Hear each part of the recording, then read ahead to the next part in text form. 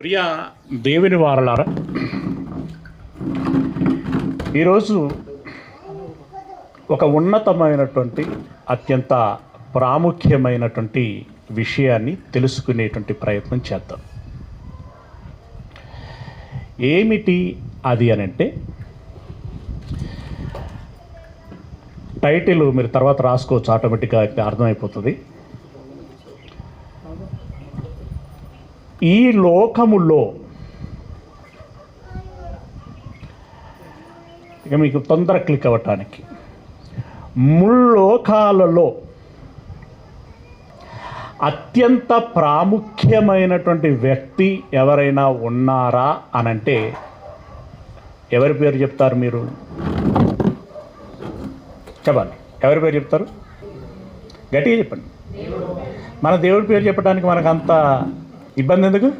ఎవరండి? యెహోవా. అవునా? రైట్. ఆ యెహోవా తేజోమయుడై ఉన్నాడు. ఏమై ఉన్నాడు? తేజోమయము అంటే ఏంటది? అత్యంత ప్రకాశవంతమైన, అంతేనా? ఆ పదానికి ఉన్నటువంటి పలు అర్థాలు ఏమిటి అనంటే, పరిశుద్ధుడు అని, శ్రేష్ఠుడు అని, శ్రీమంతుడు అని, మహాశక్తిమంతుడు అని, మహాజ్ఞానవంతుడు అని, ఇలా పలు విధములైనటువంటి అర్థాలు వస్తాయి. అన్యాయస్తుడు కాదు, అబద్ధికుడు కాదు, ఇలాంటివన్నీ వస్తాయి. అంటే మంచి లక్షణాలు, సుగుణాలు అనేటువంటివి ఏవైతే ఉంటాయో అవన్నీ మిళితమైనటువంటి విషయాన్ని తెలియచేసేదే తేజోమయుడు. దేవుడు తేజోమయుడు, అత్యంత శ్రేష్టమైనటువంటి వాడు. ఓకే, ఇక ఆ తర్వాత వ్యక్తి పేరు చెప్పాలంటే ఎవరి పేరు చెప్తారు? యేసుక్రీస్తు. డౌటా ఏమన్నా? ఏ డౌట్ లేదు. ఓకే, యేసు ప్రభుల వారు. ఆయన తండ్రి తత్వాన్ని మది నిండా నింపుకొని తనలో దేవుణ్ణి చూపించగలిగినటువంటి వాడు. Okay, right. ఇక ఆ తర్వాత వ్యక్తి ఎవరు అనంటే ఎవరి గురించి చెప్పగలరు మీరు? పరిశుద్ధాత్ముడు. Very good. పరిశుద్ధాత్ముడు అంటే పేరులోనే ఉన్నది. ఏమున్నది? పరిశుద్ధత. పరిశుద్ధాత్ముడిలో పాపం ఏమైనా మనం వెతకగలమా? ట్రై చేయండి ఒకసారి. ఓకే, అత్యంత ప్రాముఖ్యమైనటువంటి వ్యక్తి పరిశుద్ధాత్మ. అదే సిరీస్లో 4వ ప్రాధాన్యత కలిగినటువంటి వ్యక్తి ఎవరు? ఇక్కడ ఒక విషయము, యేసు ప్రభుల వారు దేవుని కుమారుడు, పరిశుద్ధాత్ముడును దేవుని కుమారుడు. తదనంతరము దేవునికి పిల్లలు ఉన్నారా అనంటే ఉన్నారు. వాళ్ళు దేవుని పిల్లలు అన్నటువంటి విషయాన్ని మీరు ఎరిగితే, యేసు ప్రభుల వారు కూడా దేవుని కుమారుడు కదా, పరిశుద్ధాత్ముడు కూడా దేవుని కుమారుడు. సరే, వారు మనకంటే పూర్వము ఉన్నటువంటి వారు, ఆకాశమంతటి కంటే ఎత్తైనటువంటి స్థానములో ఉన్నటువంటి వారు.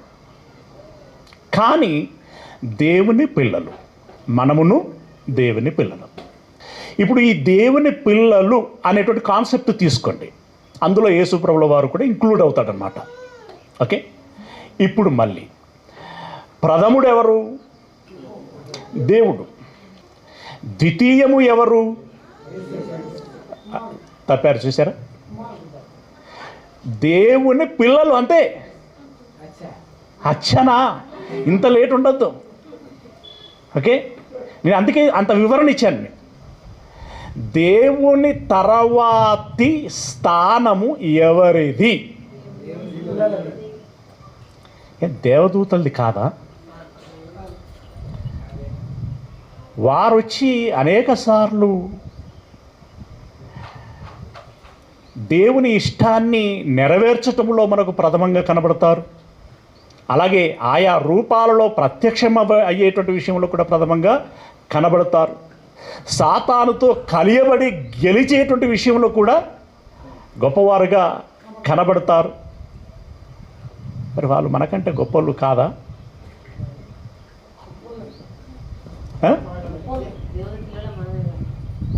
ఇప్పుడు చెప్పాలి, జాగ్రత్తగా ఆలోచించండి. దేవుని తదనంతరపు స్థానము లేదా హోదా ఎవరిది అనంటే 100% మనదే. దేవునికి స్తోత్రం కలుగును గాక. అయితే అది ఎప్పుడో తెలుసా? అది ఎప్పుడు? నీవు దేవునిగా మారగలిగినప్పుడు. మనిషి రూపంలో ఉన్నటువంటి దయ్యాన్ని అనుకో, ఆ హోదా కొట్టివేయబడుతుంది. కానీ జన్మతః అందరము దేవుని పిల్లలము. జన్మతః దేవుడు ఆ స్థానాన్ని ఇచ్చే మనకు జన్మను ఇచ్చాడు. ఓకే, దేవుడు యేసు ప్రభుల వారితోటి పరిశుద్ధాత్మతోటి మాట్లాడుతూ ఏమన్నాడు? పందిని ఎట్లా చేద్దాము, నందిని ఎట్లా చేద్దాము, నక్కని ఎట్లా చేద్దాము, కాకిని ఎట్లా చేద్దాము, కోకిలను ఎట్లా చేద్దాము, ఇవన్నీ చర్చలు జరిగాయి. కానీ మన దగ్గరికి వచ్చేసరికి ఏమన్నాడు? మన పోలిక చొప్పున. తల్లిదండ్రులు తమ పిల్లలను చూసుకొని ముచ్చట పడేటప్పుడు ఆ కంటిలో, పంటిలో, చెవిలో, ముక్కులో ఏం వెతుక్కుంటారో తెలుసా? నేనున్నానా లేదా, నా రూపంలో ఉన్నారు. ఒక్కొక్కసారి భార్య భర్తలకు ఇక్కడ కొంచెం అదవుతూ ఉంటుంది. నా లెక్కనే ఉన్నాడు అంటే నా లెక్కనే ఉన్నాడు, లేదు లేదు నా లెక్కనే ఉన్నాడు అంటే ఆ పిల్లలు నా ప్రతిబింబమై ఉండాలి. రూపమే కాదు, గుణం కూడా వచ్చిందనుకోండి, ఇంకా మనము సంతోషపడతాం. ఒక తండ్రిగా దేవుడు నా పిల్లలు ఎలాంటి వారుగా ఉండాలి అని అనుకున్నాడంటే, నా లాంటి వారుగా ఉండాలి. ఒకటి రూపములో, రెండవది గుణములో. ఓకేనా? రూపములోను గుణములోను నాలాంటి వారుగా ఉండాలి అని ఆలోచన కలిగి రూపం విషయంలో యేసు ప్రభుల వారితోటి పరిశుద్ధాత్మతోటి మాట్లాడాడు. అక్కడ రూపము అన్నట్టుగా మనకు అనిపిస్తూ ఉంటుంది. అదేదైనా మన సందర్భం మళ్ళీ వివరించుకోగలిగేటువంటి అవకాశం వచ్చినప్పుడు దాన్ని వివరించుకుందాం. అక్కడ రూపం మాత్రమే ఉండదు, గుణము కూడా ఉంటుంది. జాగ్రత్తగా గమనించాలి. రైట్. ఇప్పుడు తన పోలిక అంటే, ఇప్పుడు దేవుని పోలిక ఏంటి? దేవుని రూపం పేరు ఏం పేరు? ఆత్మస్వరూపి. రూపము కనిపించదు మానవ నేత్రములకి. మానవుడు మహానీయుడై దేవుడిగా మారగలిగినప్పుడు ఆ రూపం కనబడుతుంది. ఇదొక మ్యాజిక్ కదా, చాలా గొప్ప విషయం ఇది. ఏమంటే ఇప్పటి వరకు దేవుడు ఎవరికైనా కనిపించాడా అంటే ఓన్లీ యేసు ప్రభుల వారికి, పరిశుద్ధాత్ముడికి, మేబీ దేవదూతలకు కనిపించాడు. మనుషులు ఇంకా మిగిలిన భక్తులు ఎవరికి, హేమహేమిలైనటువంటి ఉద్దండులు ఎవరికి కూడా కనిపించలేదు. రైట్. ఆ కనిపించనటువంటి దేవుడు కనిపించగలిగేటువంటి ఆ స్థాయిలోనికి మనం ఎదిగితే ఎంత ఉన్నతంగా కనబడతామో తెలుసా? నిన్ను నువ్వు చూసుకొని నువ్వే ఆశ్చర్యపోతావు, నేనేనా అని. అంత ఎదగగలిగేటువంటి అవకాశాన్ని దేవుడు ఈ లోకములో మనకి ఇచ్చాడు. దాన్నే రూపాంతరము అని అంటాం. రూపాంతరం అంటే ఇప్పుడు ఏంటి చెప్పండి? రూపాంతరం అంటే శరీరమా మనసా? రెండు.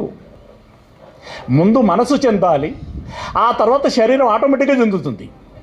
మట్టి సంబంధమైనటువంటి ఈ శరీరం మహిమగల శరీరంగా మారిపోతుంది. అప్పుడు మనము దేవుని వలె కనిపిస్తాం, దేవుని వలె ఉంటాం. భక్తుడు ఈ విషయాన్ని ఎంత బలంగా రాశాడు అనంటే చాలా సంతోషం కలుగుతుంది, ఆశ్చర్యం వేస్తుంది. రైట్. కీర్తనల గ్రంథము 8వ అధ్యాయము 4వ వచనాన్ని మనం చూడగలిగినట్లయితే, కీర్తనల గ్రంథము 8వ అధ్యాయము 4వ వచనము. నీవు మనుష్యుని జ్ఞాపకం చేసుకొనుటకు. ఇక్కడ ఎలా మాట్లాడుచున్నాడంటే చాలా ఎగ్జైట్మెంట్గా ఉంటుంది, చాలా తార్కికంగా ఉంటుంది.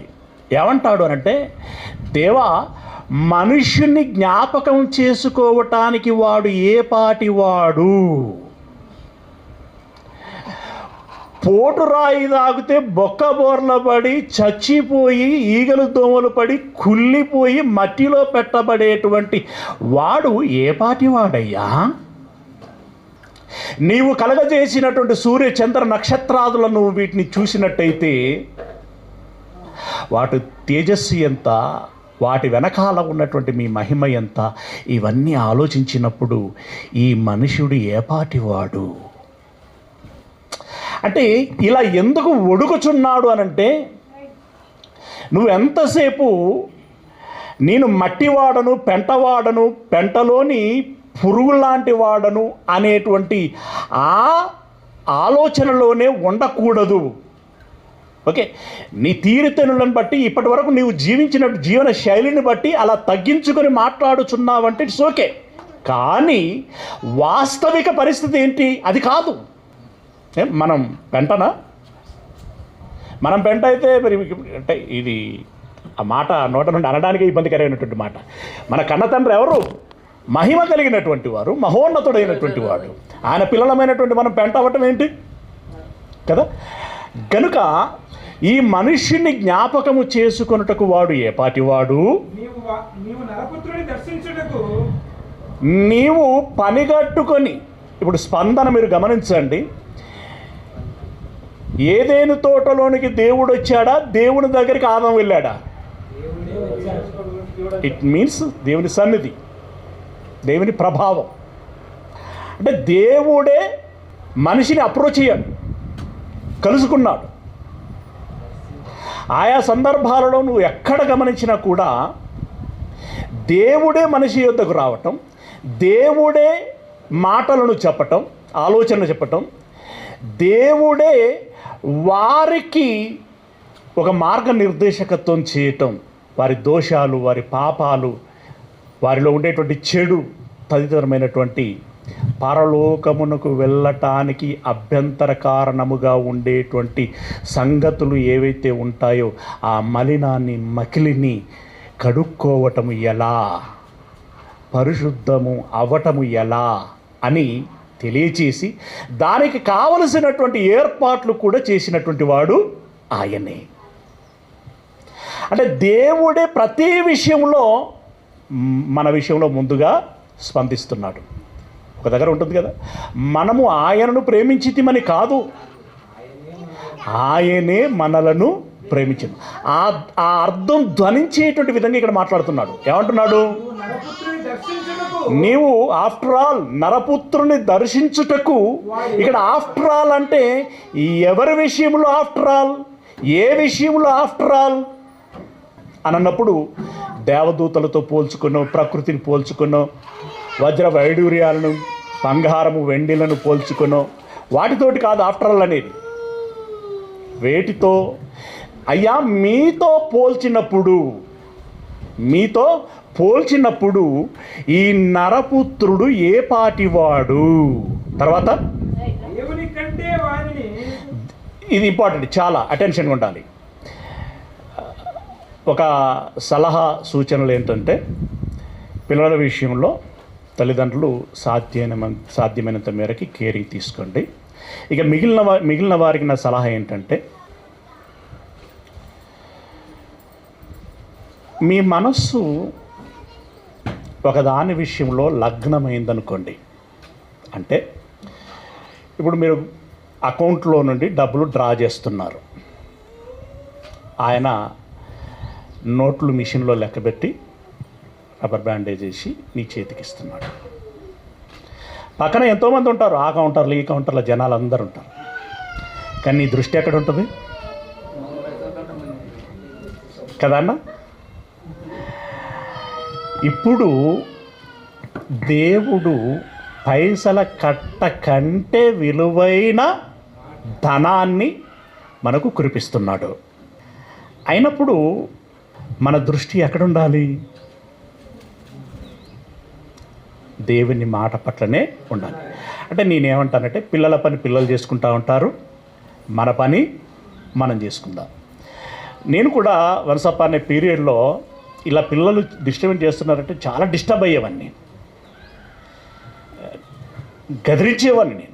నేను పిల్లలు అని చెప్పి గట్టి గదిరించేవాడిని. అలా గదిరించినప్పుడు నొచ్చుకున్న తల్లిదండ్రులు కూడా ఉండొచ్చు. ఎంత అయినా అన్నకు అంత గట్టిగా అంటాడా అని అనుకున్న వాళ్ళు ఉండుండొచ్చు. సరే, ఆ ఇంటెన్షన్ వేరు, ఏ ఉద్దేశంతో అన్నాం ఏంటి అనేటువంటి. అయినా రాను రాను దేవుని కృపను బట్టి కొంచెం ఓపిక మొత్తం పెరిగిందని చెప్పలేను, కానీ కొంచెం పెరుగుతూ ఉన్నది. పిల్లల విషయం ఇప్పుడు అంత డిస్టర్బ్ అయింది కదా, బాగా డిస్టర్బ్ అయ్యేటువంటి వాడిని నేను. కానీ జాగ్రత్తగా మనము దేవుని మాటల మీదనే దృష్టి పెట్టగలిగితే అవి మనల్ని అంత ఇంపాక్ట్ చెయ్యం, మన మీద ఆధారపడి ఉంటుంది. It's okay. ఇక్కడ అతి ప్రాముఖ్యమైనటువంటి మాట ఏం చెప్తున్నాడు అనంటే, దేవుని కంటే మనుషుణ్ణి కొంచెం అంటే ఎంత అంటే, ఇప్పుడు దేవుడికి మనుషునికి మధ్యలో ఎవరున్నారు? మనుషుడు మీన్స్ శరీర రూపంలోకి వచ్చిన తర్వాత మనుషుడు. శరీర రూపంలో లేకపోతే జనరల్గా మాట్లాడుకోవాల్సింది ఏంటి? దేవుని పిల్లలు, అంతే కదా? రైట్. ఇప్పుడు వీళ్ళకి మధ్యలో ఎవరున్నారు? దేవదూతలు ఉండే అవకాశం ఉందా? లేదు. దేవదూతలని మనకు పరిచారకులనుగా చేశాడు, మనకు సేవకులు. అండ్ మికాయేలైనా సరే, గబ్రియేలైనా సరే, వాళ్ళలో ఉద్దండులు మరెవరైనా సరే, దేవదూతలు మన సర్వర్సు, మన పనివారు, దేవుడు మనకు ఏర్పాటు చేసినటువంటి నౌకర్లు. అదేనా? రైట్. సరే, నౌకర్లను గౌరవించాలా గౌరవించకూడదా అంటే అది వేరు విషయం. ఎవరినైనా గౌరవించేటువంటి మనసు ఉంటే చాలా గొప్ప విషయం. ఓకే. కానీ స్థానాన్ని బట్టి మనం ఆలోచిస్తే, ఇప్పుడు ఈవెందో దేవదూతలది కూడా దేవుని రూపము కాదు. కలుగు గాక అంటే కలిగినవి, అవి ఆత్మస్వరూపాలే, కానీ దేవుని స్వరూపము కాదు. బట్ మనము నికార్సత్తైనటువంటి 24 క్యారెట్లు, 24 క్యారెట్లు అంటే 24 క్యారెట్లు ఉండదండి, 23.88 అట్లా ఉంటుంది. నిజం. కానీ మనం అంతకంటే ఎక్కువ దేవునిలో నుండి వచ్చినటువంటి దైవాంశ సంభూతులం మనం. అంత తేజస్సు మనలో కనబడాలి. కానీ ఈ లోకంలోకి వచ్చిన తర్వాత రకరకాల మురికి, రకరకాల గాలి, రకరకాల నీరు, రకరకాల ప్రభావాలు, అంటే ఆ నీళ్ళు అనుకోకండి, ప్రజల ప్రభావము మన మీద పడి, ఒక వస్తువు మీద పొయ్యి, ఆ పొగ, దుమ్ము, ధూళి, రకరకాల అన్నీ పడ్డాయి అనుకోండి. అప్పుడు ఏమవుతుంది? ఒరిజినల్ రూపము, రంగు కనిపించదు, దాని మీద మురికి కనబడుతుంది. ఇప్పుడు మనం అలా అయిపోయాం. కానీ వాస్తవానికి నేను నరులను యథార్థవంతులనుగా పుట్టించాను అంటే దాన్ని ఏంటంటే, ఆ మాట ఏంటి? యథార్థత మీన్స్ శ్రేష్టత. ఉన్నది ఉన్నట్లుగా నేనెట్లున్నానో అట్లా. వావ్! దేవుడు ఎట్లున్నాడో అట్లా మనలను దేవుడు కన్నాడు. ఒక్కసారి ఇమాజినేషన్ అనేటువంటి వర్డ్ ఇక్కడ కరెక్ట్ కాదు, కానీ ఇక అట్లా అంటేనే మీరు అలా ఆలోచించేటువంటి ప్రయత్నం చేస్తారు. అంటే ఒకసారి ఇమాజినేషన్ చేసుకోండి, అసలు నువ్వెవరు? ఎంత గొప్పవాడివి. ఎవరి పిల్లలు మీరు, ఎవరి వారసులు మీరు? మనము దేవుని పిల్లలమైతే క్రీస్తుతో కూడా దేవుని వారసులమై, అంటే తండ్రి వారసులమై ఉన్నాము. అంటే యేసు ప్రభుల వారి కంటే తక్కువేమీ లేదు. కూడా అంటే ఏంటంటే సేమ్ యాజ్ ఇట్ ఈస్గా, అంతటి గొప్ప స్థానము. తర్వాత ఏమంటున్నాడు? చదివేవాళ్ళు అలర్ట్గా ఉండాలి. మళ్ళీ ఒకసారి కటింగ్ చేయండి. మళ్ళీ దేవుని కంటే వారిని కొంచెం తక్కువ వానిగా చేసి ఉన్నావు, మహిమా ప్రభావములతో వారికి కిరీటము ధరింపచేసి ఉన్నావు. మనిషికి ఉన్న మహిమ ఏంటి చెప్పాలి. సముద్రమును పాయలు చేయగలిగినటువంటి మనిషి ఎవరైనా ఉన్నారా అని అంటే ఉన్నారు కదండి. ఎవరైనా? మోషే. అసలు సముద్రం పాయలవుతుందా మామూలుగా? అంటే అసాధ్యం అనుకున్నటువంటి దాన్ని సుసాధ్యం చేయగలిగినటువంటి మహిమ దేవుడు మోషేకు ఇచ్చాడు. పోనీ నదిని పాయలుగా చేయగలిగేటువంటి వారు ఎవరైనా ఉంటారా అనంటే దేవుడు ఆ ఆధిక్యత యెహోషువకి ఇచ్చాడు. ఏ నదిని పాయలు చేశాడు ఆయన? యోర్దాను నదిని. ఇంకొక భక్తుడికి కూడా ఇచ్చాడండి. ఎవరికి? ఎనిబడి? అంతకంటే ముందు ఏలియాకి ఇచ్చాడు. ఓకే, తర్వాత ఎలీషాకి ఇచ్చాడు. ఏటంటే ఇవేమైనా చిన్న విషయాలా? దాన్ని పాయలు చేయడం పక్క పెట్టండి, దాని మించి నువ్వు దాటడమే నీకు గగనం కదా. దాన్ని చూస్తేనే బేంబేలు ఎత్తిపోతావు. కానీ ఒరిజినల్గా నువ్వు మోషేలాగా ఉండగలిగితే ఆ ఆధిక్యత నీకు కూడా వచ్చేది.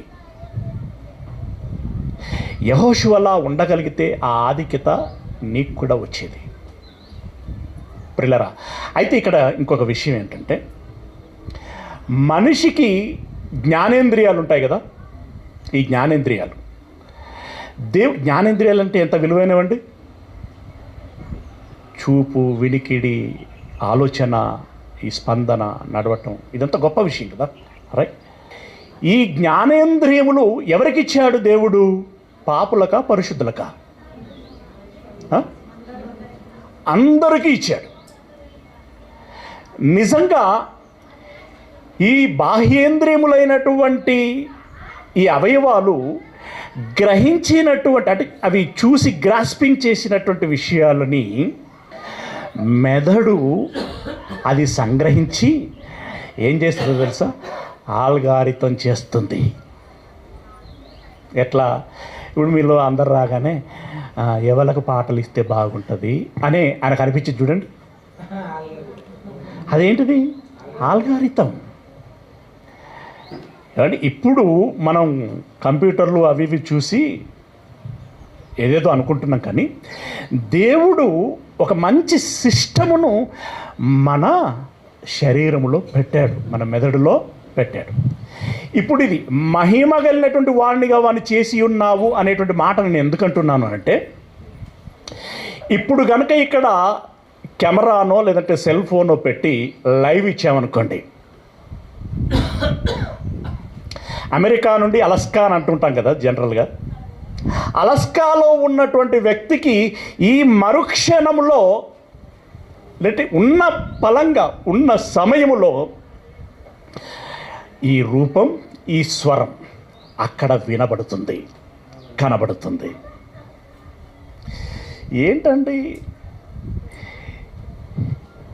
గట్టిగా కొడితే ఎంత ఉన్నది? ఇది ఇంతంత ఉంది. అక్కడ ఇట్లాంటిదే ఒకటి ఉంటుంది. కానీ ఎన్ని ఖండాలు దాటాలి, ఎన్ని సముద్రాలు దాటాలి, ఎన్ని వేల కిలోమీటర్లు వెళ్ళాలి. ఈ వెళ్ళటం ఏంటి, అది కనబడటం ఏంటి, వినబడటం ఏంటి? ఈ టెక్నాలజీ మనుషుడు కనుక్కోగలగటం ఏంటి? ఈ టెక్నాలజీని అద్భుతం అనిపించదండి? మీరందరూ కూడా 2 తరాలను చూశారు, బిఫోర్ ఫోన్, ఆఫ్టర్ ఫోన్. అదేనా? క్రీస్తు ముందు క్రీస్తు శకం అన్నట్టుగా ఈ స్మార్ట్ ఫోన్కు ముందు డబ్బ ఫోను కూడా వాడని రోజులు ఉన్నాయి కదా మనకి. అసలు ఫోనే లేనటువంటి రోజులు మనం చూసాం. కానీ మీకు ఎప్పుడైనా అనిపించలేదా? అనిపించి ఉంటుంది, ఏ క్షణంలోనైనా మీకు అనిపించి ఉంటుంది, ఏంటి ఈ మాయా, అంటే మాయాబజార్ అనే ఒక సినిమా ఉన్నది చూడండి, లైక్ దట్. ఏంటి ఇది? అరచేతిలో ప్రపంచం కనబడుచున్నది. ఈ క్రియేషన్ ఎవరిదండి? మనిషిది. ఆ మేధస్సు ఎవరిచ్చారు? దేవుడు. బట్ దాన్ని ఎలా వాడుకుంటాం అనేటువంటిది సెకండ్ పర్సన్, వాడుకునే వ్యక్తిది కదా.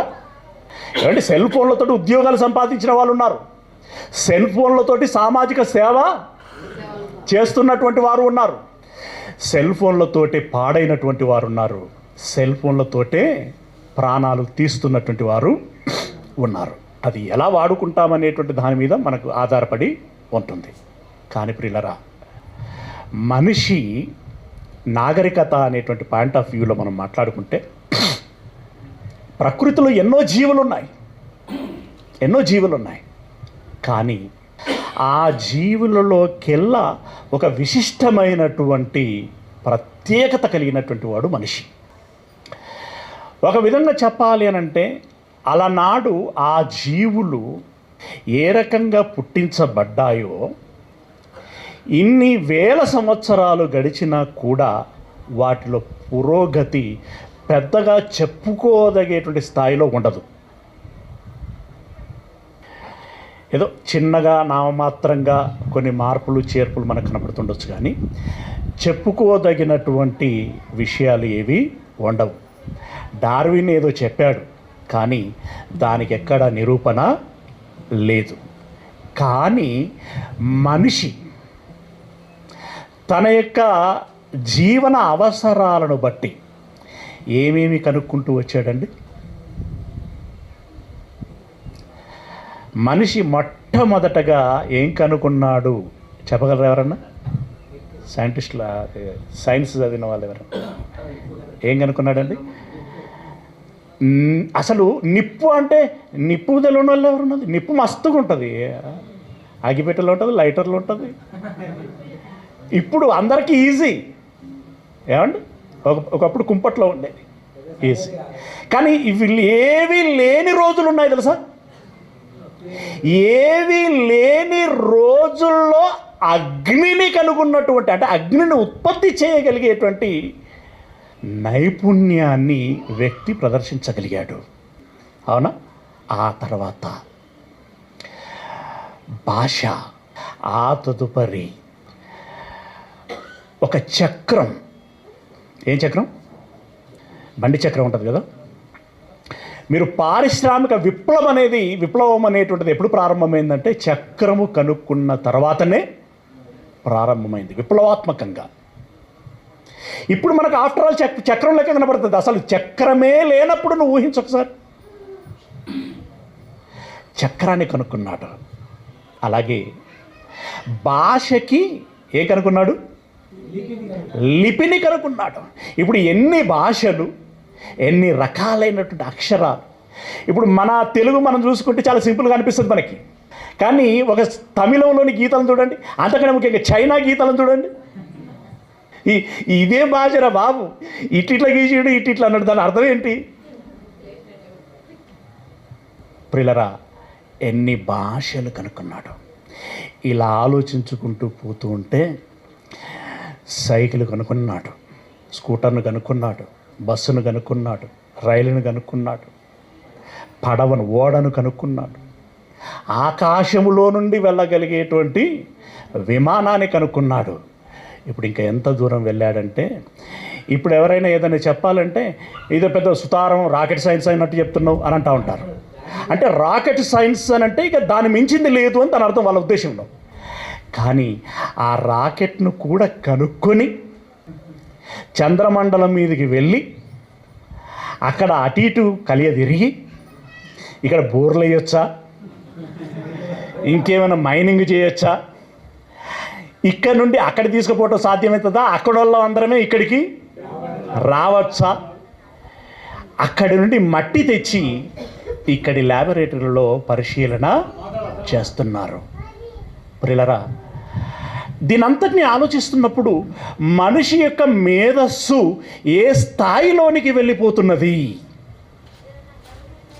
ఇంతటి మేధస్సు మరో జీవిలో ఏ జీవిలోనైనా నువ్వు చూడగలవా అనంటే లేదు, మనిషికి మాత్రమే. అందుకే అక్కడ వాడినటువంటి పదం ఏంటంటే మహిమా ప్రభావములతో. అయితే నేనేమంటానంటే ఇది కూడా చాలా చిన్నది. ఏది ఇందాక మనం మాట్లాడుకున్నదంతా నిజమైనటువంటి గెలుపు ఎప్పుడు ఎవరిదో తెలుసా?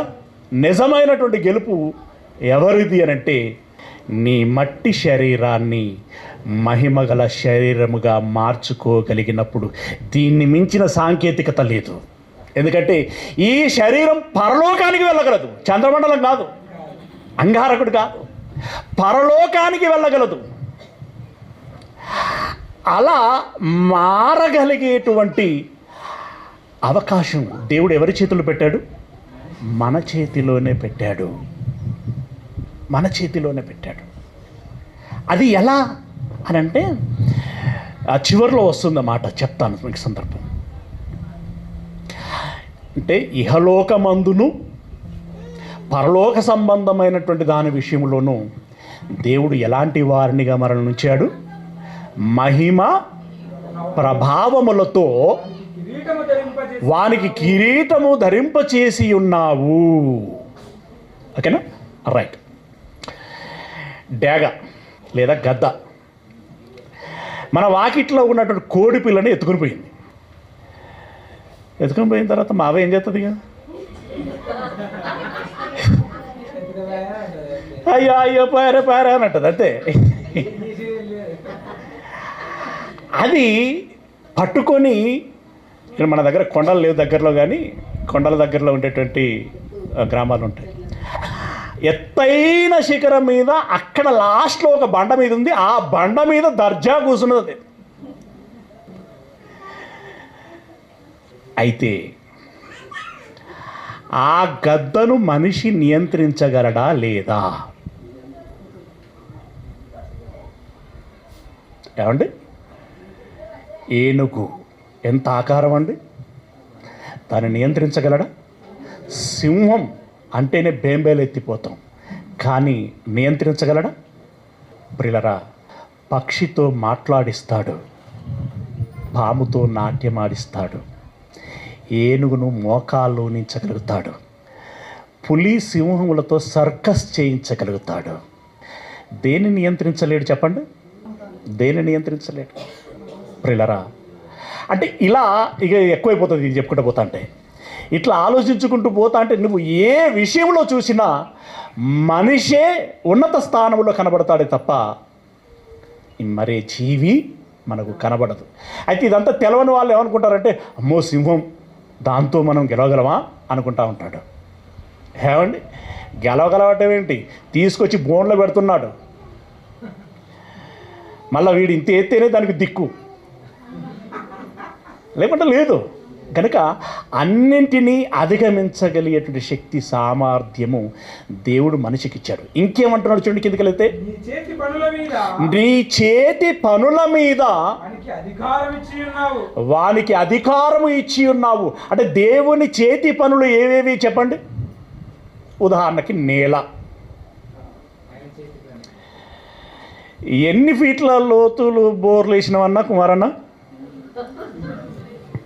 నీకు ఆ అధికారం ఎవరిచ్చిళ్ళు? అసలు ఎవరేమన్నారు నిన్ను? టేబుల్కి ఇట్లా కొట్టినందుకే నీకు చాలా ఇబ్బంది పెట్టారే, కానీ నేలకు నువ్వు అన్ని తూట్లు పొడిచినా నిన్ను అడిగిన వారెవరు? అరే, నీ చేతి పనుల మీద అధికారము ఇచ్చి ఉన్నావు. నీకు బుద్ధి అయితే కోన్ని కోసుకుంటావు, లేదంటే యాటను కోసుకుంటావు. కోడి గొర్రె ఎవరి సృష్టి? అంటే ఇలా ఆలోచించుకుంటూ పోతుంటే దేవుని చేతి పనుల మీద అధికారం ఇచ్చినావు. అయితే ఈ అధికారం ఇచ్చినప్పుడు దాన్ని మనం సద్వినియోగం చేసుకుంటున్నామా, దుర్వినియోగం చేసుకుంటున్నామా అనేది మళ్ళా అది వేరు విషయం. కానీ ఇప్పుడు నీళ్ళ మీద అధికారం ఎవరిది? గాలి మీద అధికారం ఎవరిది? ప్రతి దాని మీద అధికారము మనదే. కనుక ఇప్పుడు మనిషి యొక్క స్థానము చూడండి ఎంత గొప్పగా మనకు కనిపిస్తున్నదో, చాలా గొప్పగా మనకు కనబడుతూ ఉంటుంది. ప్రియులరా, 9వ అధ్యాయము ఆదికాండము 2వ వచనాన్ని మనం చూసినట్టయితే, ఆదికాండము 9వ అధ్యాయము 2వ వచనం, 9వ అధ్యాయము 2వ వచనము. నీ భయమును మీ బెదురును అడవి జంతువులకు అన్నిటికీ ఆకాశ పక్షులన్నిటికీ నేల మీద ప్రాకేటువంటి ప్రతి పురుగుకును సముద్రపు చేపలన్నిటికీ కలుగును. అవన్నీ మీ చేతికి అప్పగింపబడి ఉన్నవి. అంటే నేల మీద ఉన్న సమస్త జీవులు, అవి చెట్లు కావచ్చు, లేదంటే రకరకాల జంతువులు కావచ్చు, ఆకాశములో ఉన్న పక్షులు కావచ్చు, సముద్రములో ఉన్నటువంటి చేపలు కావచ్చు, అవన్నీ నీకు అప్పగింపబడి ఉన్నవి. నీ యొక్క బెదురు, నీ యొక్క భయం వాటికి ఎల్లప్పుడూ ఉంటుంది. వాస్తవానికి పామున్నదనుకోండి, నిన్ను చూడగానే కాటేయాలనుకుంటుందా, పారిపోవాలనుకుంటుందా? వాస్తవానికి పారిపోవాలనుకుంటుంది అది. అయితే కొన్ని సందర్భాలలో అది మిస్కాలిక్యులేషన్ చేసుకొని నన్ను ఏమన్నా చేస్తాడేమో, ఇప్పుడు చంపేస్తాడేమో అని చెప్పేసి ఎదురుదాడి చేసేటువంటి ప్రయత్నం చేస్తుంది. మనకు భయపడనటువంటి జీవి ఏంటి చెప్పండి? ఇప్పుడు మనకు భయపడనటువంటి జీవి ఏది లేదు. నీవు నీళ్ళల్లో కాలు పెట్టినో లేదా చేప ఏం చేస్తుంది? ఎగిరిపోతుంది అండి. ఈ కొర్రమట్టలు బొమ్మలను చేత్తో పట్టుకునే ప్రయత్నం చేయండి,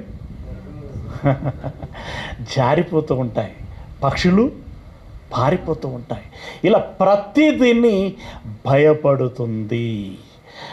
నాగలి కిందికి తీసుకొచ్చేటటువంటి ఒక పశువు కొన్ని సందర్భాలలో ఏడుస్తుందండి. అది నోరు తెరిచి ఏడుస్తుంది, అయ్యా నాకు చేతనైతే లేదు, కానీ కాడి కిందికి రాకపోతే నువ్వు కొట్టేటట్టున్నావు అని ఏడుస్తుంది. అది భయం. ఇలా ప్రతిదిని నీకు భయపడుతుంది అని అన్నాడు. వీటి భాష, చెట్ల భాష మనకు తెలియదు, కానీ అవి కూడా భయపడతాయి. వీడొస్తే నన్ను నరుకుతాడో,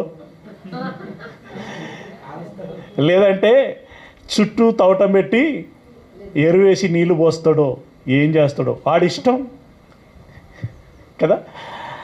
నా యజమాని, ఇప్పుడు ఆయన ఏం చేసినా నేను సరెండర్ అవ్వాలి. ఇలా ఆలోచించుకుంటూ పోతే ప్రకృతి అంతటి మీద ఆధిపత్యము ఎవరికి ఇవ్వబడింది అనంటే కేవలము దేవుని ప్రతిరూపమైనటువంటి దేవుని పిల్లలకే ఇవ్వబడింది. అంటే మనకే ఇవ్వబడింది. మరి ఇంత నియంత్రించగలిగేటువంటి శక్తి సామర్థ్యాలు మనకున్నాయంటే మన మేధస్సు ఎంత గొప్పది. ఇప్పుడు నిప్పు లేనప్పుడు నిప్పు కనుక్కున్నావు అని అన్నావు. కనుక్కోవటానికి నీ మెదడులో కావలసిన చైతన్యము, ఆ ప్రేరణ నీకు రావాలి కదా. ఆ స్కిల్ అంటాం మనం, ఆ నైపుణ్యం నీకు రావాలి కదా. ఎవరిచ్చారు అది? ఎట్లొస్తుంది అది? ఏమండి, మనకు ఒక నాడీ వ్యవస్థ ఉంటుంది. ఆ నాడీలో కొన్ని రకాలైనటువంటి ఎంజైములు ఉంటాయి, అంటే హార్మోన్లు ఉంటాయి. ఇప్పుడు ఈ నాడీ నుండి ఒక ప్రేరణ, అంటే లైక్ మీకు అర్థం కావటానికి ఈ కొస నుండి ఆ కొసకు కరెంటు పరిగెత్తినట్టుగా విద్యుత్ ఒక పవర్ పరిగెత్తాలి. అనేక రకాలైనటువంటి శారీరక ఈ నాడి హార్మోను రకరకాలైనటువంటి వాటి యొక్క సమతుల్యతతో ఒక ఆలోచన అనేటువంటిది ప్రోవి చేయబడుతుంది. మరి ఇవన్నీ చేస్తున్నది మనిషి. మనం గొప్పగా చెప్పుకుంటాం, నిప్పు కనుక్కున్నది మనిషే, చక్రం కనుక్కున్నది మనిషే, సున్నా కనుక్కున్నది మనిషే, ఏమండి ఇలా ప్రతిదీ కనుక్కున్నది మనిషి అని చెప్పి గొప్పగా చెప్పుకుంటూ ఉంటాం. బట్ నీకు ఆ ఐడియాలజీ అనేది ఎలా వచ్చింది అని అంటే దేవుడు మనకు నేర్పిస్తే వచ్చింది. ఎస్, దేవుడు మనకు నేర్పిస్తే వచ్చింది. యోబు గ్రంథం 35వ అధ్యాయము 11వ వచనం. యోబు గ్రంథం 35వ అధ్యాయము 11వ వచనం. భూజంతువుల కంటే భూజంతువుల కంటే మనకు ఎక్కువ బుద్ధి నేర్పుచు, బుద్ధి అంటే ఇది ఒకదానికొకటి రిలవెంట్గా ఉంటుంది. ప్రిలరా, జ్ఞానం ఉంటే బుద్ధి ఉంటుంది, జ్ఞానం ఉంటే తెలివి ఉంటుంది, తెలివి ఉంటే బుద్ధి ఉంటుంది. ఓకే, ఈ విషయాన్ని మనం జాగ్రత్తగా గమనించాలి. అయితే అక్కడ ఏమంటున్నాడు? భూజంతువులన్నిటికంటే మనకు ఎక్కువ బుద్ధి నేర్పుచు, ఆకాశ పక్షుల కంటే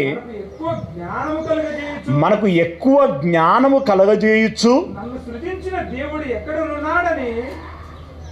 అంటే నాకు ఇంత బుద్ధిని, ఇంత జ్ఞానాన్ని నేర్పించుకుంటూ దేవుడు ఎక్కడున్నాడు ఇప్పుడు అని ఆలోచించేటువంటి వారు లేరు అని అంటున్నాడు ఆయన. ఏమంటున్నాడు? నన్ను సృజించిన దేవుడు మీకు మామూలుగా చదివితే అది అక్కడ ఏదో గ్రామటికల్ మిస్టేక్ ఉన్నట్టుగా అనిపిస్తుంది. నో, గ్రామటికల్ మిస్టేక్ లేదు, కరెక్ట్గా ఉన్నది అది. ఎందుకంటే నేర్చుకోవటం అనేటువంటిది ఒక దిన ప్రక్రియ అండి. అది ఒక రోజుకు పరిమితం అవుతుందా? ఎవ్రీడే నేర్చుకుంటూ ఉంటాం. మరి ఎవ్రీడే నేర్చుకోవటానికి నీకు కావలసినటువంటి అర్థం కావడానికి ఆ సరుకు సమంజాస ఇస్తున్నటువంటి వాళ్ళు ఎవరు? ప్రతిరోజు నేర్పిస్తున్నాడు. ప్రతిరోజు నేర్పిస్తూ ఉన్నటువంటి దేవుడు ఎక్కడ ఉన్నాడు అని అనుకునేటువంటి వారెవరునూ లేరు. ఇది బాధకరమైనటువంటి విషయం. ఇక్కడ మనిషి యొక్క బుద్ధిహీనత మనకు కనబడుతుంది. దేవుని యొక్క మహిమను పొందుకున్నటువంటి మనుషుడు దేవుని మహిమను కనపరచగలిగాడు, దేవుడి జ్ఞానాన్ని కనపరచగలుగుతున్నాడు. ఏమండి, పలు విధములైనటువంటి మనిషి యొక్క బలాన్ని చూపించగలుగుతున్నాడు, గొప్పతనాన్ని చూపించగలుగుతున్నాడు. కానీ కన్న తండ్రి విషయంలోనికి వచ్చేసరికి మనిషి తన బలహీనతని, తన యొక్క అచేతనని, తన యొక్క అవివేకాన్ని, బుద్ధిహీనతని వ్యక్తం చేస్తున్నాడు. ఇక్కడ ఏం జరుగుతున్నది? మరి ఏం జరుగుతున్నది? ఇప్పుడు మీరు సెల్ ఫోన్ ఉన్నదనుకోండి, సిగ్నల్ ఎక్కడ వచ్చినా ఊరంతా వాడుకుంటారు, ఊరవతల కూడా వాడుకుంటారు. కానీ కొన్ని ప్రత్యేకమైనటువంటి ఏరియాలోకి వెళ్ళిన తర్వాత అక్కడ జామర్లు పెడతారు. రిస్ట్రిక్టెడ్ ఏరియాస్ కొన్ని ఉంటాయి, అక్కడ జామర్లు పెడతారు. అక్కడికి పోయిన తర్వాత నువ్వు సెల్ ఫోన్ ఓపెన్ చేస్తే కాలు వెళ్ళదు, వీడియో వెళ్ళదు. ఏమైంది దీనికని నువ్వు అనుకుంటా ఉంటావు. వాస్తవానికి ఏమైంది? జామర్లు పెట్టబడ్డాయి. జామర్లు పెట్టబడితే ఇప్పుడు భర్త భార్యతో మాట్లాడలేడు, భార్య భర్తతో మాట్లాడలేడు, తల్లిదండ్రులతోటి పిల్లలు మాట్లాడలేరు, పిల్లలు తల్లిదండ్రులతో మాట్లాడలేరు. అంటే ఇప్పుడు కట్ చేసింది ఎవరు? జామర్. సరే, దాని వెనకాల వ్యక్తులు ఉన్నారు అనేటువంటిది వేరు కదా. కొంతమంది జామర్లు పెట్టారు, ఆగిపోయింది. ఇప్పుడు దేవునితో మనిషి యొక్క సంబంధము తెగిపోవులాగున ప్రతి క్షణము, ప్రతిరోజు జామరు పెడుతున్నవాడెవడు?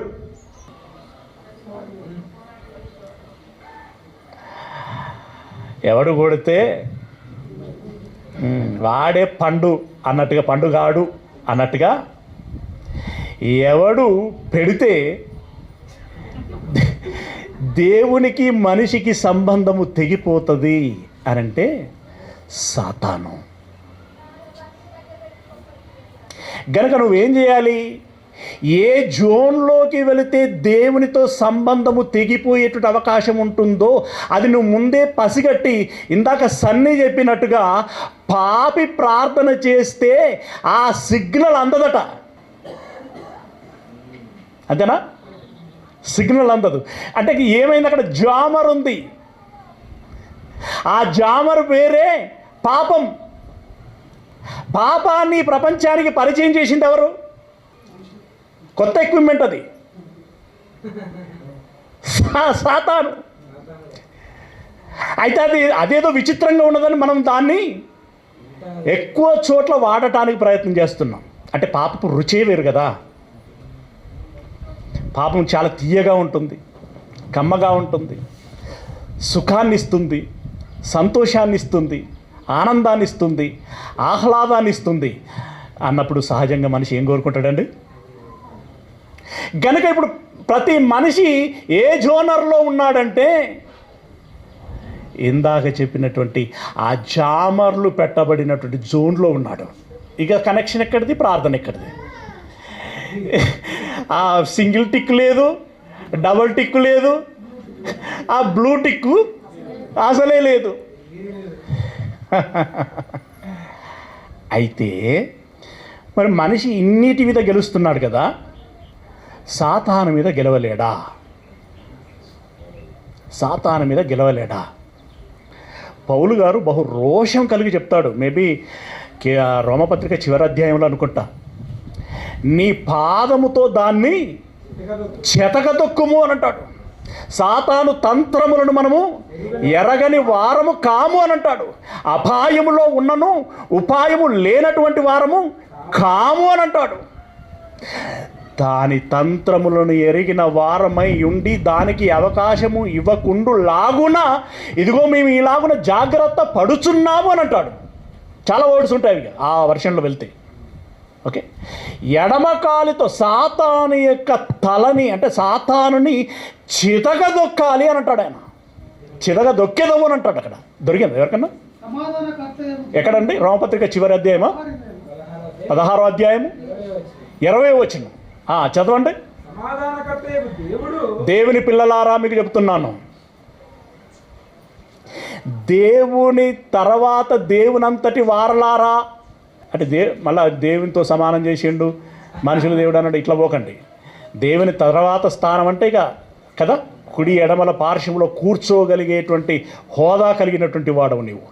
అంతటి వాడికి ఇదిగో చెప్పబడుచున్నటువంటి మాట ఏమంటున్నాడు? సమాధానకర్తయగు దేవుడు సాతానును మీ కాళ్ళ క్రింద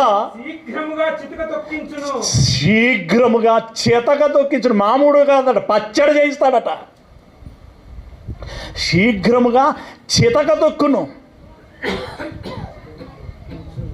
ఏమండి, ఒక నేరడి పండు ఉండదనుకోండి, దాని మీద నీ కాలు పడితే పరిస్థితి ఏంటి? పసక్కు అంటది. ఇప్పుడు దేవుని బిడ్డడవుగా నీవు సాతాను మీద కాలు పెడితే అది పచ్చడవుతుంది అంటున్నాడు. నీకు ఆ కేపబిలిటీ ఉందా? అమ్మో అని నువ్వు ముందే అనుకుంటావు. అమ్మో అనుకుంటే పామైనా కరుస్తుంది. అమ్మో అని అనుకుంటే చిన్న బ్యాక్టీరియా కూడా నీ చంపేస్తుంది. కానీ దాన్ని తొక్కగలిగేటువంటి శక్తి దేవుడు నాకు ఇస్తాడు, నా స్థానము అంతటిది అని నువ్వు ఎరగగలిగినాడు దాన్ని తొక్కటానికి ప్రయత్నం చేస్తావు.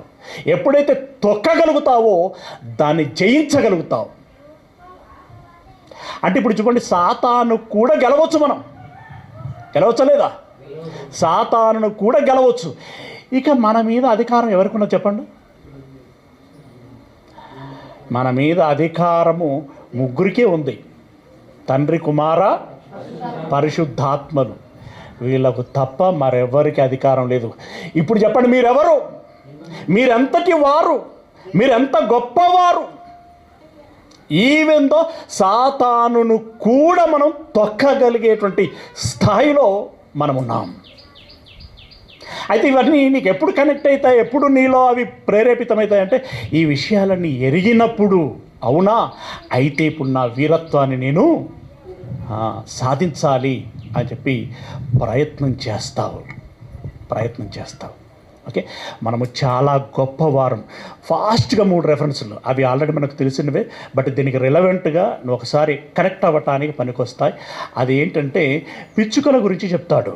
ఏమంటే ఒక కాసుకు 2 పిచ్చుకలు కొంటారు కదా, అయితే అందులో నా పర్మిషన్ లేకుండా ఒకటైనను నేల పడదు అని అంటూ, పక్షే నా పర్మిషన్ లేకుండా నేల పడదంటే నువ్వు వాటన్నిటికంటే ఒకదాన్ని కలిపి చెప్తలేడు, ఆ పిచ్చుకలన్నిటికంటే నువ్వు శ్రేష్ఠుడవు అని అంటున్నాడు.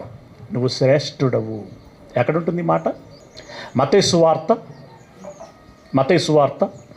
10వ అధ్యాయము 29వ వచనము. 10వ అధ్యాయం 29వ వచనం. ఓకే, సరిపోతుంది. మీరు మాట అర్థమైంది, చదువు టైము పాస్ అయిపోతుంది. నెక్స్ట్ 12వ అధ్యాయము. అక్కడేమంటాడంటే, ఎవడైనా గొర్రె పిల్ల బావిలో పడితే దాన్ని తీయకుండా ఉంటాడా విశ్రాంతి దినం అని చెప్పి, మీరు గొర్రె కంటే ఎంతో శ్రేష్ఠుడు అని అన్నాడు. ఇది మత్తయి 12:11-12లో ఉంటుంది. ఓకే, అక్కడ ఏమన్నాడు?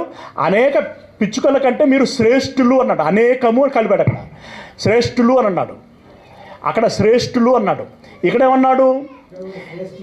ఇక్కడేమన్నాడు? గొర్రె కంటే మనుషుడు ఎంతో శ్రేష్ఠుడు. ఊరికనే శ్రేష్ఠుడు అనలే, ఎంతో శ్రేష్ఠుడు అన్నాడు. శ్రేష్టతకి ఎంతో శ్రేష్టతకి తేడా లేదండి. మంచివాడు అన్నటువంటి దానికి చాలా మంచివాడు అంటే తేడా ఉండదు. అంటే ఇప్పుడు నువ్వు పిచ్చుక కంటే శ్రేష్టము, గొర్రె కంటే శ్రేష్టము. 6వ అధ్యాయం 26వ వచనంలో అదొకసారి చదవండి, అదొకటి చదవండి. మత్తయి సువార్త 6వ అధ్యాయం 26వ వచనంలో, ఆకాశ పక్షులను చూడండి, అవి విత్తవు కోయవు, కొట్లలో కూర్చుకొనవు, అయినను నీ పరలోకపు తండ్రి వాటిని పోషిస్తున్నాడు. ఆకాశ పక్షులు ఎన్నండి? అయ్యో తెలియదా? ఎన్నని చెప్తామండి, నువ్వు లెక్క పెట్టలేపు ఇంకా కొన్ని కొత్తవి పుట్టుకొస్తాయి. అవి విత్తవు కోయవు, అయినను దేవుడు వాటిని పోషించుచున్నాడు. మీరు వాటికంటే బహుశ్రేష్ఠులు కారా? శ్రేష్ఠులు, ఎంతో శ్రేష్ఠులు, బహుశ్రేష్ఠులు. ఇక నీకంటే శ్రేష్టమైనవాడు ఎవడున్నాడండి ఈ లోకంలో?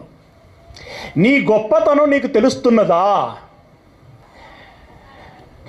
నీ విలువ నీకు తెలుస్తున్నదా?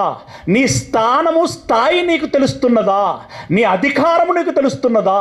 నీ బలము నీకు తెలుస్తున్నదా? నీ సామర్థ్యము సమర్థత నీకు తెలుస్తున్నదా? తెలుసుకొని వాటిని వాడుకోగలిగేటువంటి ప్రయత్నం నువ్వు చేస్తున్నావా? ఇది చెయ్యకపోతే నీకంటే దౌర్బల్యుడు మరొకడు ఉండడు. నీకంటే మూర్ఖమైనటువంటి స్థితిలో మరొకడు ఉండడు. ఎంత ఆధిక్యత ఇచ్చాడండి. ఏమంటే మీరు ప్రయత్నించండి. ఇప్పుడు మనం ఇంత విశ్లేషణ నేను ఎందుకు ఇచ్చానంటే, ఆ కేపబిలిటీ మనిషికి ఉందా లేదా అని మనం ఒకసారి ఆలోచించుకోవాలి అని, మనలోనికి మనం తొంగి చూసుకోవాలి అని. అంత స్థాయిని ఇచ్చాడు. ఇప్పుడు ఈ జంతువుల విషయానికి వచ్చేసిన, అంత పెద్ద ఒంటి అయినా సరే, అంత పెద్ద సింహం అయినా సరే, అవేంటో తెలుసా? కేవలము మాంసములట. కేవలము మాంసం అంతే. ఇది మీకు అన్ని రెఫరెన్స్లు మీరు తర్వాత చదువుకోవాలని, ఇంకా టైం పాస్ అయిపోయింది. ఆ మాట మీకు ఎక్కడ ఉంటుంది అంటే, యెషయా గ్రంథము 31వ అధ్యాయం 3వ వచనంలో ఉంటుంది. ఓకే, మీరు తర్వాత చదువుకోండి.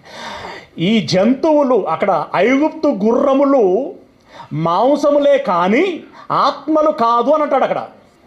ఆఫ్టర్ మాంసం పరిస్థితి ఏంటంటే, కానీ మనిషి దగ్గరికి వచ్చేసరికి ఆత్మయే జీవింపజేయుచున్నది, శరీరము కేవలము నిష్ప్రయోజనం. అంటే మనం ఆత్మలముగా ఉన్నాం, మాంసములుగా లేవు. మాంసం అనేది మనకు ఒక సాధనం, ఒక అవయవం. మరి మనిషి విషయంలో ఆయన చెప్పినటువంటి గొప్ప మాట ఏంటి? ఆ మాట అనంటే, మీరు బైబిల్లో చూడగలిగినట్లయితే అద్భుతమైనటువంటి మాట. జకర్యా గ్రంథము 12వ అధ్యాయము 1వ వచనం. జకర్యా గ్రంథం 12వ అధ్యాయము 1వ వచనం.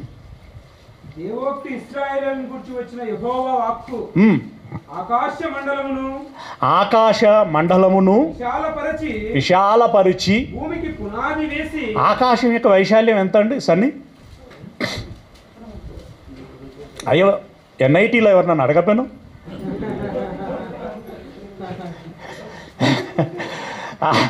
ఇక్కడ ఇంజనీర్ ఉన్నాడు, లెక్కలు పెట్టి కొలతలు కొలిసిట ఆయన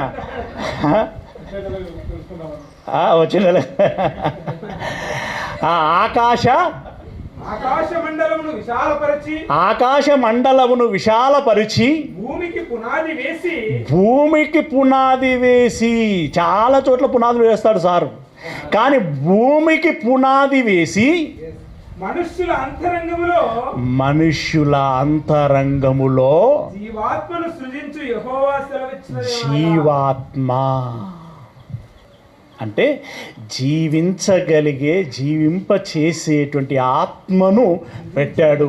ఆ ఆత్మే ఆదాం, ఆ ఆత్మే నువ్వు, ఈ ఆత్మే నేను. ఆత్మ, ఈ ఆత్మకి ఏ శక్తి ఉన్నదంటున్నాడు? జీవింపచేయగలిగేటువంటి శక్తి ఉంది. మనిషి శరీరంలో ఒక హృదయం ఉంటే హృదయములో ఒక ఆత్మ ఉంటుంది, ఆత్మలో ఒక మనసు జనిస్తుంది. ఇదే కదా సీక్వెన్స్. ఇది కూడా గ్రంథంలోనే ఉంటుంది, రామపత్రికలో ఉంటుంది. తర్వాత అంటే శరీరంలో ఒక ఆత్మ ఉంది, ఈ ఆత్మే దేహానికి దీపం.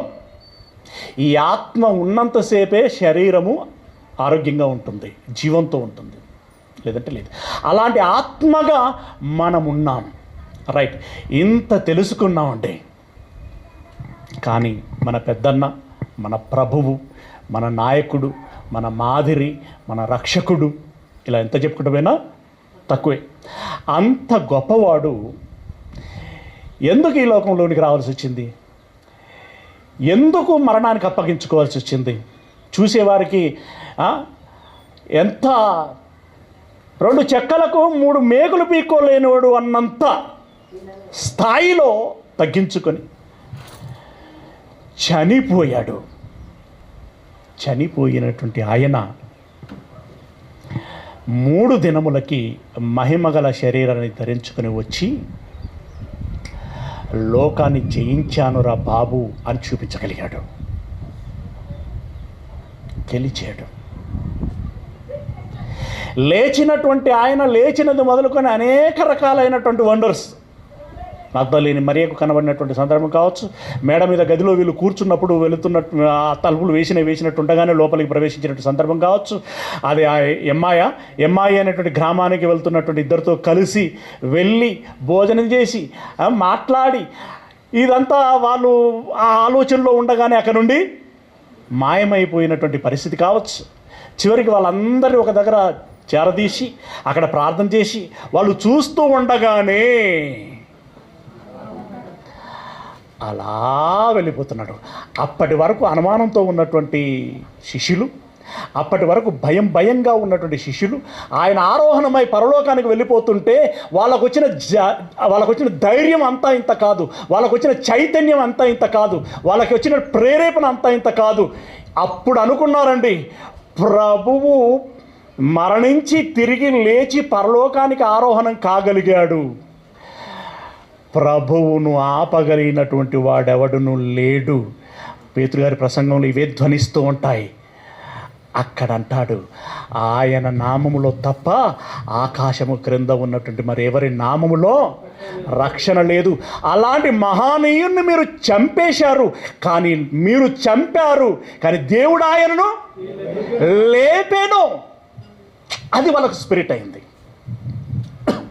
అది వాళ్ళకు చాలా ఉత్ప్రేరకాన్ని ఇచ్చింది. ఉత్ప్రేర కోసం మనోళ్ళు మాదక ద్రవ్యాలకు వెళ్తారు, కానీ అసలైన మత్తు ఎక్కడుందో తెలుసా, అసలైన కిక్ ఎక్కడుందో తెలుసా, ఈ పదార్థంలో ఉంది. అది తీసుకుంటే తూలి నేల మీద పడతావు, మోరిలో పడతావు, కానీ ఇది తీసుకుంటే పరలోకానికి ఆరోహణం అయిపోతావు. అంత శక్తి వస్తుంది, అంత సామర్థ్యం వస్తుంది. అన్న వాక్యం బైబిల్ చదువుదామని ముందర పెట్టుకొని నిద్ర వస్తుందండి అంటే ఆ కిక్కు నీకు అంతట్లా.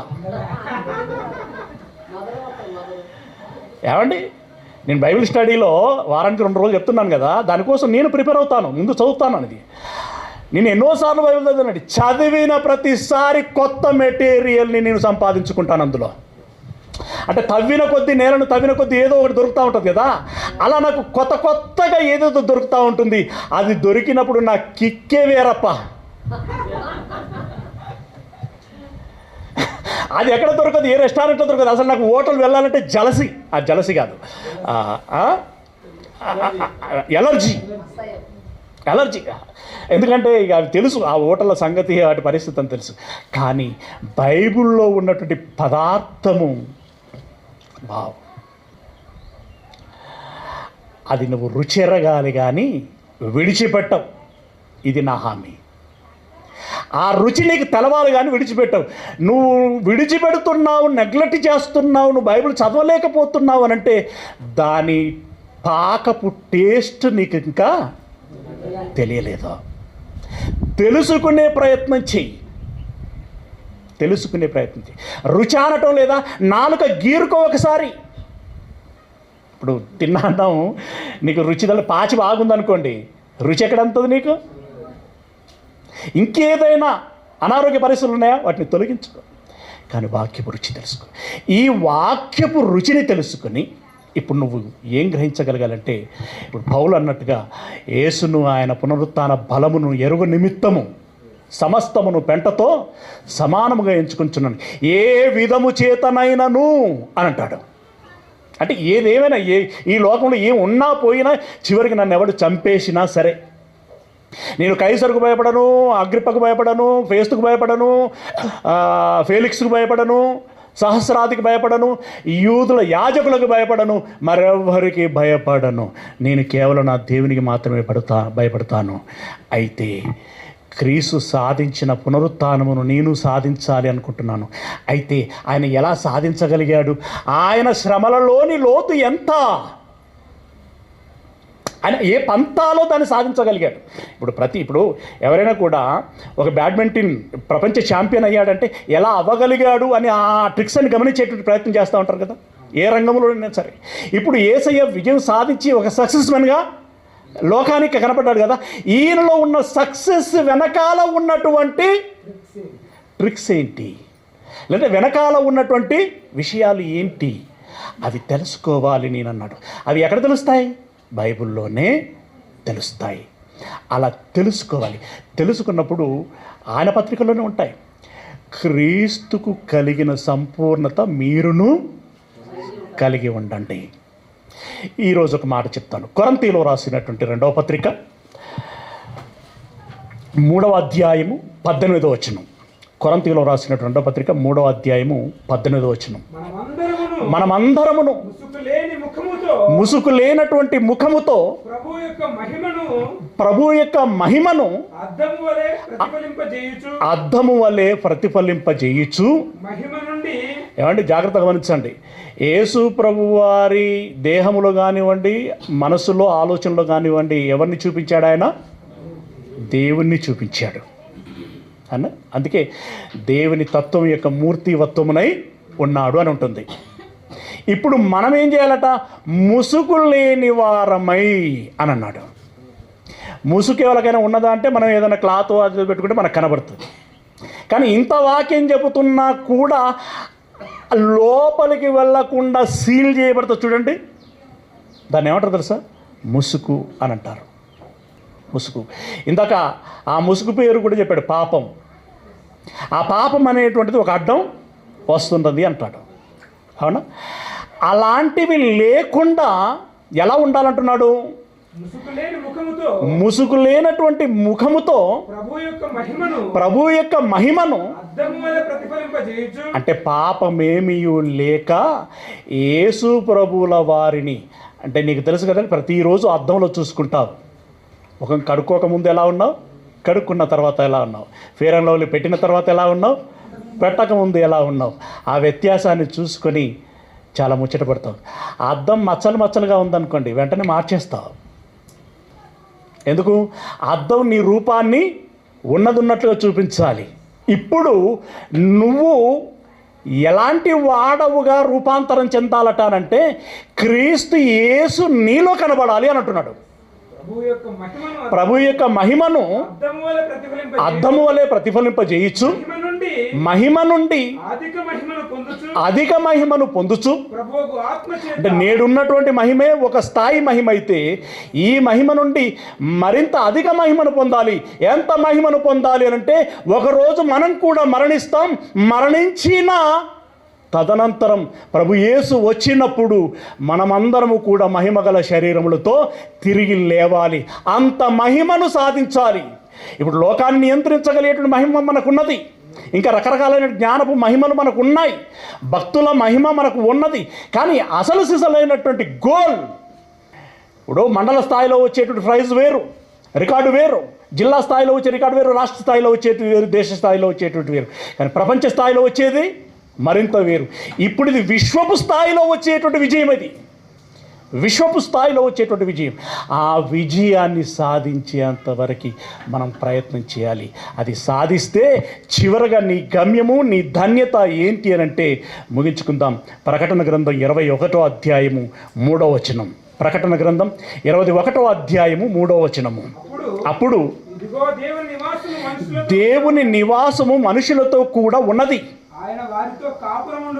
ఆయన వారితో జాగ్రత్తగా గమనించండి, దేవుని నివాసము మనుషులతో కూడా ఉన్నది అంటే ఏంటి? ఏమంటున్నాడు? దేవుడు తన పిల్లలతో ఉంటాడట. తర్వాత ఇది ప్రకటన గ్రంథములో ఈ చెప్పబడుతున్నటువంటి మాట పరలోక సంబంధమైనటువంటి మాటగా చెప్తున్నాడు. మీరు ఆ ముందు వెనకాల సందర్భాలని చదువుతూ మీకు అర్థమవుతుంది.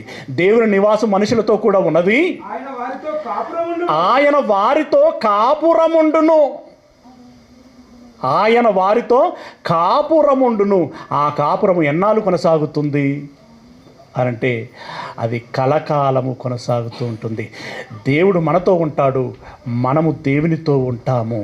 కాపురం అంటే ఏంటండి? కలిసి జీవించేది, మరెన్నడూ తెగిపోనటువంటిది. అలాంటి కాపురము మనము దేవునితో చేయగలుగుతాం. ప్రారంభంలో చెప్పుకున్నాం, లోకములో లేకుంటే ముల్లోకాలలో మొదటివాడు ఎవరయ్యారంటే ఎవరి పేరు చెప్పుకున్నాం? ఆ దేవునితోటే నువ్వు కలకాలము మనమందరము జీవించగలుగుతాం. జీవించాలంటే ఈ లోకాన్ని జయించాలి. లోకాన్ని జయించాలి అంటే నీ యొక్క గొప్పతనం ఏంటో నువ్వు ముందుగా గుర్తించాలి. అలా గుర్తించగలిగినప్పుడే నీలో ఆ రోషం, ఆ పౌరుషం, ఆ పట్టుదల, ఆ పటిమ నీలో పెరుగుతుంది. ఆ ఆకాంక్ష నీలో కలుగుతుంది. ఆ ఆకాంక్ష నీలో కలిగినప్పుడు ఆరాటపడతావు. ఆరాటపడినప్పుడు ఎన్ని శ్రమలు వచ్చినా పోరాటం చేస్తావు. పోరాటం చేసిన నీవు చివరికి విజయాన్ని సాధిస్తావు. విజయాన్ని సాధించినటువంటి నీవు నీ కన్న తండ్రి యొక్క కలకాలము జీవిస్తావు. ఇక్కడ ఈ మాటలు విన్నటువంటి మీరందరూ అలాంటి విజయాన్ని సాధించి మన కన్న తండ్రి అయినటువంటి దేవునితో కలకాలము జీవించేటువంటి వారుగా ఉండాలని మనసారా కోరుకుంటూ ఈ మాటల్ని ముగిస్తున్నాను. God bless you.